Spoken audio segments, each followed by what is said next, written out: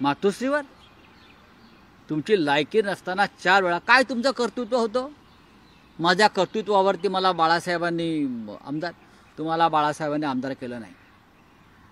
मी परत सांगतो, अशा घाणेरड्या लोकांना बाळासाहेब आमदार करत नाही. एक संस्कार, एक संस्कृती असते. आम्ही गेलो, सोडून गेलो, दूर झालो, काही कारणं असतील तुमची, तुम्ही अशा प्रकारे विधानं करता मातोश्रीच्या बाबतीत, शिवसेना पक्षप्रमुखांच्या बाबतीत, ज्यांनी तुम्हाला 4 वेळा आमदार केलं, ज्यांनी तुम्हाला 4 वेळा आमदार केलं, उपसभापती केलं, म्हणून तुमचा रुबाब आहे ना. मुळात साहित्य म्हणजे मराठी साहित्य महामंडळ आहे, त्याने माफी मागायला पाहिजे. ज्या कोणी त्या उषा तांबे वगैरे बाई आहेत ना, त्या कोण आहेत मला माहीत नाही, त्यानंतर काय साहित्यातलं योगदान मला माहीत नाही. हे साहित्य संमेलनं भरवणार, मराठीचं उद्घोष करणार. आतापर्यंत आम्ही या विषयाला कधी बोललो नव्हतो.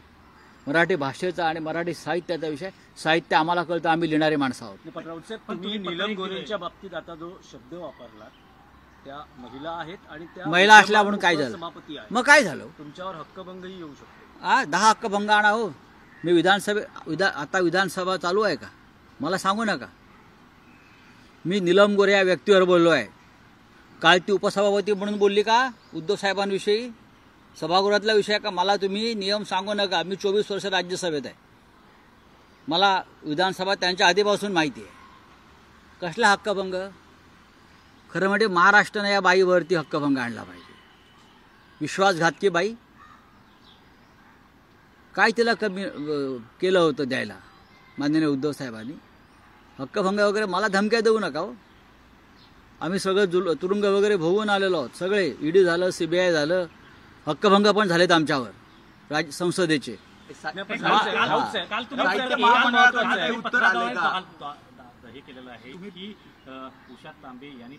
होय, दिलेत.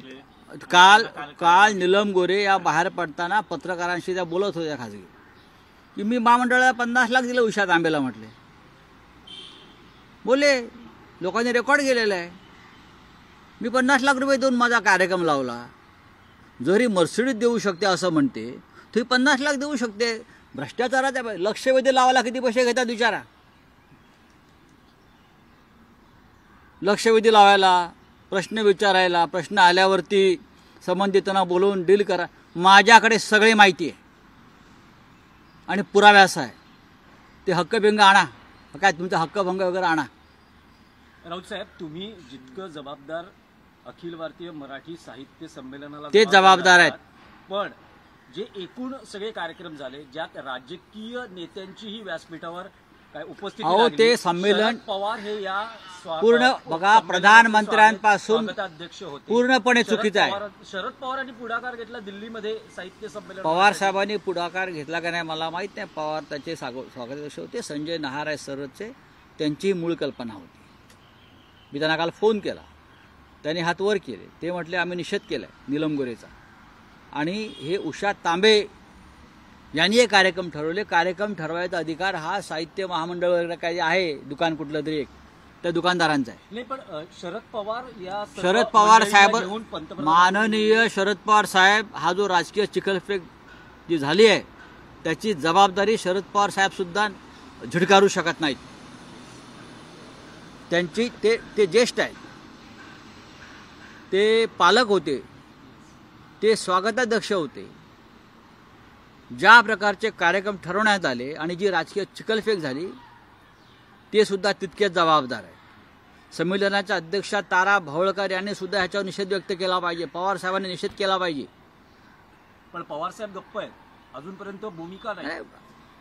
आता आज त्यांचा माझा आवाज त्यांच्यापर्यंत आज जाईल ना. आता गप्प कसे राहू शकता? तुमच्यावर चिखल फेकतात तेव्हा आम्ही उभे राहतो ना. ही कोण बाई आहे नीलम गोरे? हे कुठलं भूत आहे जे साहित्य संमेलनाच्या मंचावरून गरळ ओकते?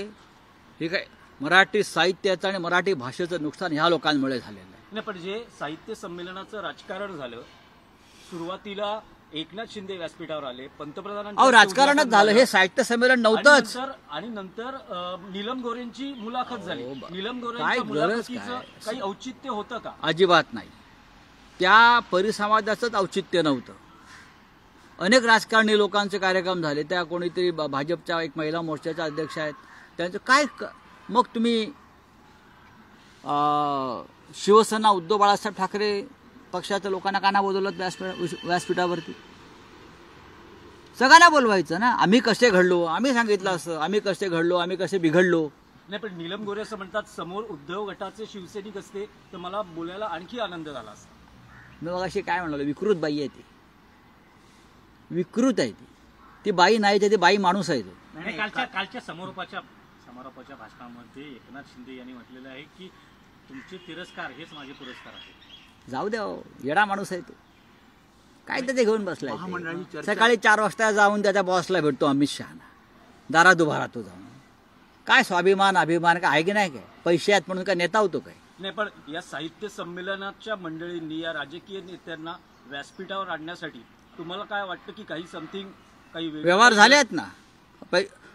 सध्याचं सरकार, एकनाथ शिंदे असतील कोणी, हे यांची ताकद पैसा ही त्या सर्वत्र पैसा द्या आणि मान सन्मान मिळवा.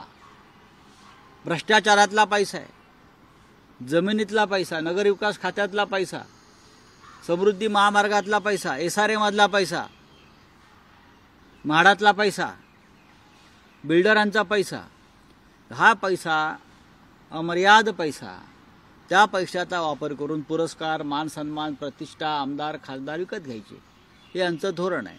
खरं म्हणजे राज्याचे मुख्यमंत्री देवेंद्र फडणवीस यांनी साहित्य संमेलनामध्ये एक संयमी भूमिका घेतली. मुख्यमंत्री म्हणून त्यांचं भाषण मी ऐकलं, जसं मुख्यमंत्र्यांचं भाषण असायला पाहिजे महाराष्ट्राचं, तसं ते होतं. पण त्यांनी ही जी पिलावळ त्यांच्या आसपास होती, त्या पिलावळीचा उच्छाद ते रोखू शकले नाही. तुम्ही म्हणतात महामंडळाने माफी मागावी की नीलम गोरेंनी माफी मागावी? आंदोलन नीलम गोरे तुमचं माफी मागण्याच्या लायकीची पण नाही, नाही. तुम्ही आंदोलन करताय, तुमचं पक्ष आंदोलन सोडून द्या हो, आंदोलनाचं आम्ही बघू काय करायचं ते. पण साहित्य महामंडळ हे मराठी साहित्य विश्वातली एक भ्रष्ट संस्था झालेली आहे. अशा प्रकारचे कार्यक्रम हे पैसे घेऊन, भेटी घेऊन लावलेले. त्यांनी ताबडतोब जर निषेध केला असता तर आम्ही मान्य केलं असं की त्यांनाही मान्य नाही.